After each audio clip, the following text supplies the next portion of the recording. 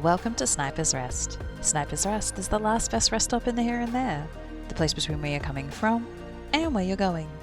I am Sniper Shadow, and I reside here in Sniper's Rest as a guide and custodian to those who pass through here.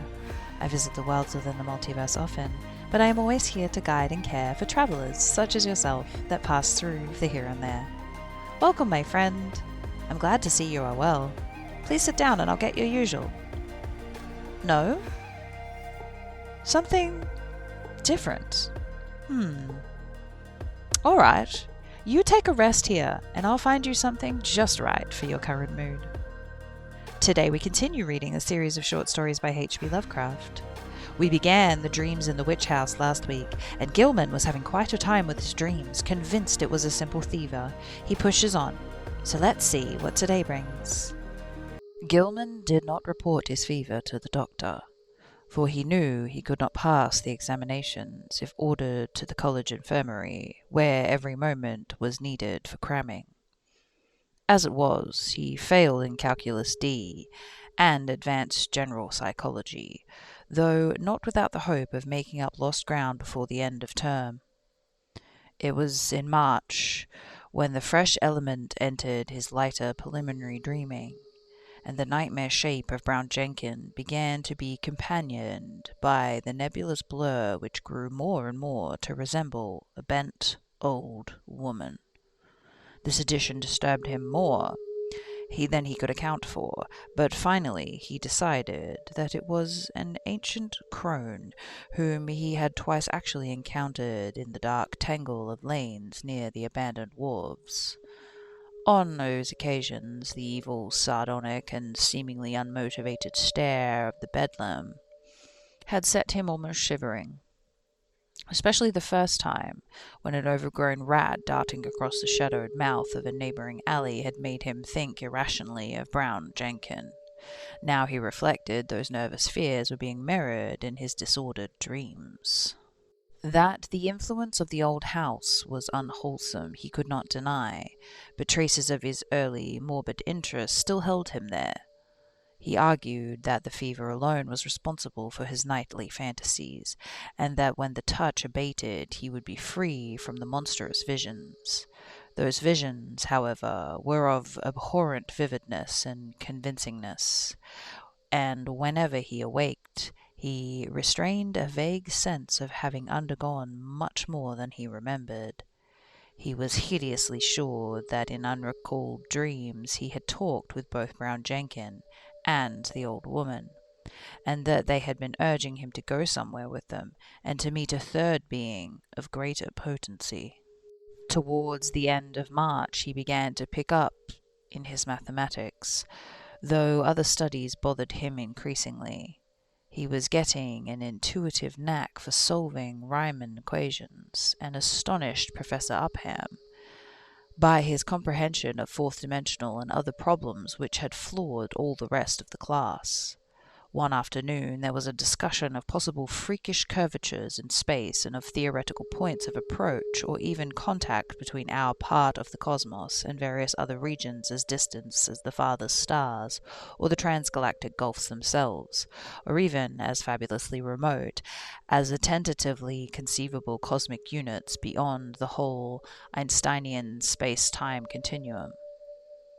Gilman's handling of this theme filled everyone with admiration, though some of his hypothetical illustrations caused an increase in the always plentiful gossip about his nervous and solitary eccentricity.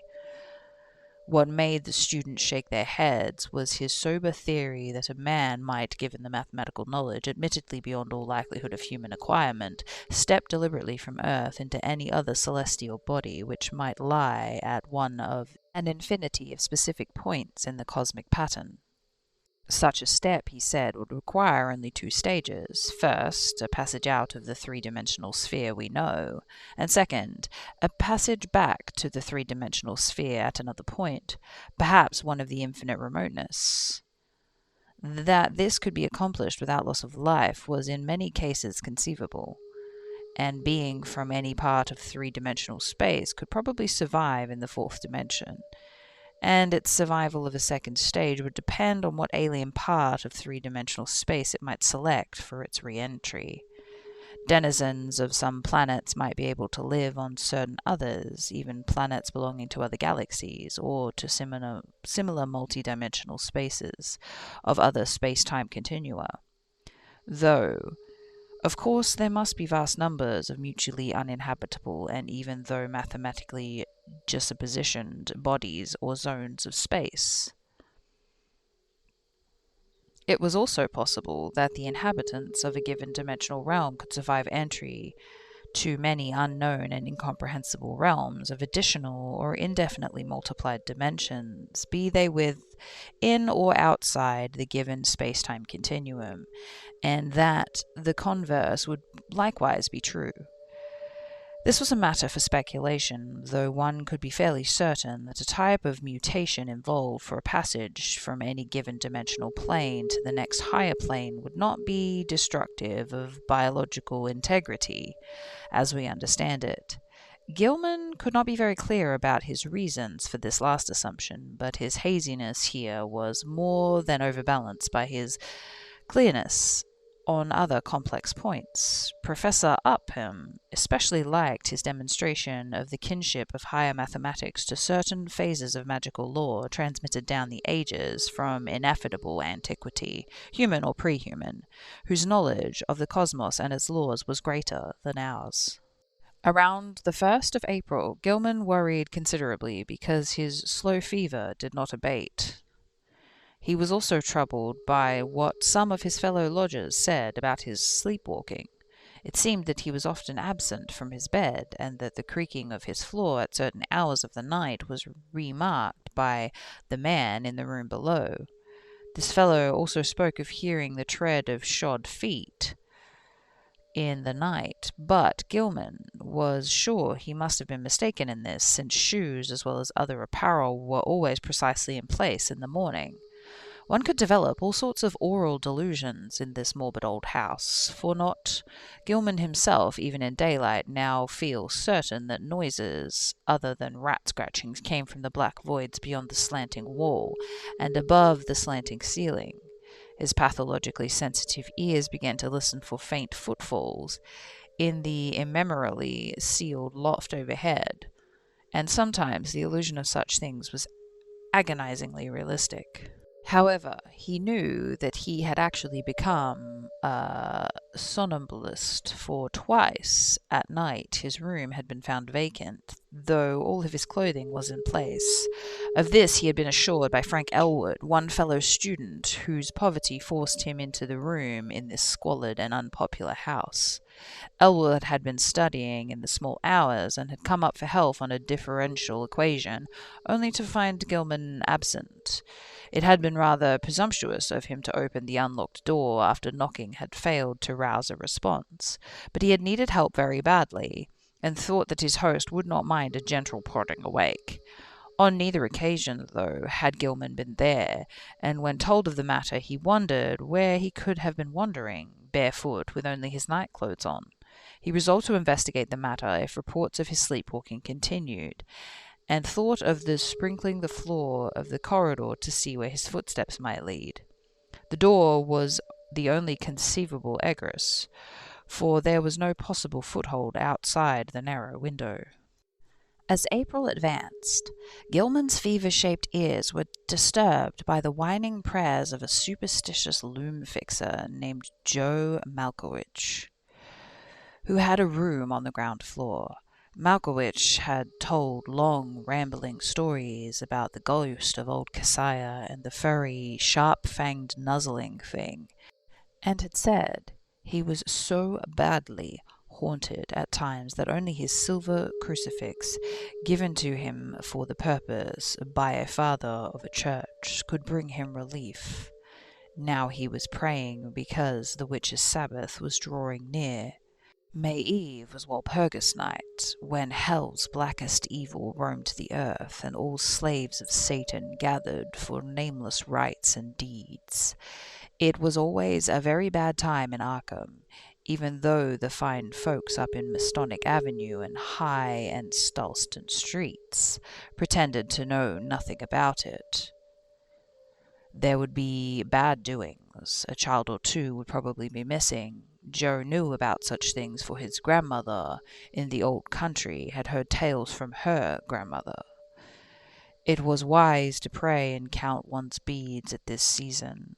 For 3 months Keziah and Brown Jenkin had not been near Joe's room, nor near Paul Kronsky's room, nor anywhere else, and it meant no good when they held off like that. They must be up to something. Gilman dropped in at a doctor's office on the 16th of the month and was surprised to find his temperature was not as high as he had feared. The physician questioned him sharply and advised him to see a nerve specialist. On reflection, he was glad he had not consulted the still more inquisitive college doctor. Old Waldron had curtailed his activities before, and would have made him take a rest, an impossible thing now that he was so close to greater results in his equations. He was certainly near boundary between the known universe and the fourth dimension, and who could say how much farther he might go? But even as these thoughts came to him, he wondered at the source of his strange confidence. Did all of this perilous sense of imminence come from a formula when the sheets he had covered by day? The soft, stealthy, imaginary footsteps in the sealed loft above were unnerving. Now, too, there was a growing feeling that somebody was constantly persuading him to do something terrible which he could not do. How about the somnambulism? Where did he go sometimes at night? And what was that faint suggestion of sound which once in a while seemed to trickle through the maddening confusion of identifiable sounds even in broad daylight and full wakefulness? Its rhythm did not correspond to anything on earth, unless perhaps to the cadence of one or two unmentionable Sabbath chants, and sometimes he feared it corresponded to certain attributes of the vague shrieking or roaring in those wholly alien abysses of dreams. The dreams, meanwhile, were getting to be atrocious. In the lighter preliminary phase, the evil old woman was now of fiendish distinctiveness, and Gilman knew she was the one who had frightened him in the slums. Her bent back, long nose, and shriveled chin were unmistakable, and her shapeless brown garments were like those he remembered. The expression on her face was one of hideous malevolence and exultation, and when he awaked, he could recall a croaking voice that persuaded and threatened. He must meet the Black Man and go with them to the throne of Azeroth, at the center of the ultimate chaos. This is what she had said. He must sign in his own blood the book of Azeroth, and take a new secret name now that his independent delvings had gone so far. What kept him from going with her and Brown Jenkins and the other to the throne of chaos, where the thin flutes pipe mindlessly, was the fact that he had seen the name Azeroth in the Necronomicon, and knew it stood for prime evil too horrible for description. The old woman always appeared out of thin air near the corner where the downward slant met the inward slant. She seemed to crystallize to a point closer to the ceiling than the floor, and every night she was a little nearer and more distinct before the dream shifted. Brown Jenkin, too, was always near at the last, and its yellowish-white fangs glistened shockingly in the unearthly violet phosphorescence. Its shrill, loathsome tittering struck more and more in Gilman's head, and he could remember in the morning how it had pronounced the words Azeroth and Neathalothep. In the deeper dreams, everything was likewise more distinct, and Gilman felt that the twilight abysses around him were those of the fourth dimension. Those organic entities whose motions seemed least flagrantly irrelevant and unmotivated were probably projections of life forms from our own planet, including human beings. What the others were in their own dimensional space spheres, or spheres he dared not try to think. Two of the less irrelevantly moving things, a rather large congress of iridescence, prolately spheroid bubbles, and a very much smaller polyhedron of unknown colors and rapidly shifting surface angles, seemed to take notice of him and follow him about, or float ahead as he changed position among the Taton prisms, labyrinths, cube and plane clusters, and quasi-buildings. And all the while, vaguely shrieking and roaring, waxed louder and louder, as if approaching some monstrous climax of utterly unendurable intensity. During the night of April 19 and 20, the new development occurred. Gilman was half involuntarily moving about in the twilight abysses with the bubble mass and the small polyhedron floating ahead, when he noticed the peculiarly regular angles formed by the edges of some gigantic neighboring prism clusters. In another second, he was out of the abyss and standing tremulously on a rock hillside, bathed in intense, diffused green light. He was barefooted and in his night clothes, and when he tried to walk, discovered that he could scarcely lift his feet. A swirling vapor hid everything but the immediate sloping terrain from sight, and he shrank from the thought of the sounds that might surge out of that vapor. Then he saw the two shapes laboriously crawling towards him, the old woman and the little furry thing. The crone strained up to her knees and managed to cross her arms in a singular fashion, while Brown Jenkins pointed in a certain direction with a horribly anthropoid forepaw, which it raised with evident difficulty. Spurred by an impulse he did not originate, Gilman dragged himself forwards, a course determined by the angle of the old woman's arms, and then the direction of the small monstrosity's paw. And before he had shuffled 3 steps, he was back in the twilight abysses. Geometrical shapes seethed around him, and he fell dizzily and intermittably. At least he woke in his bed in the crazily angled garret of the eldritch old house. That concludes our tale for this week, my friend. Please return next week and we will continue The Dreams in the Witch House by H.P. Lovecraft. If you wish to rest some more, please find a space that suits you.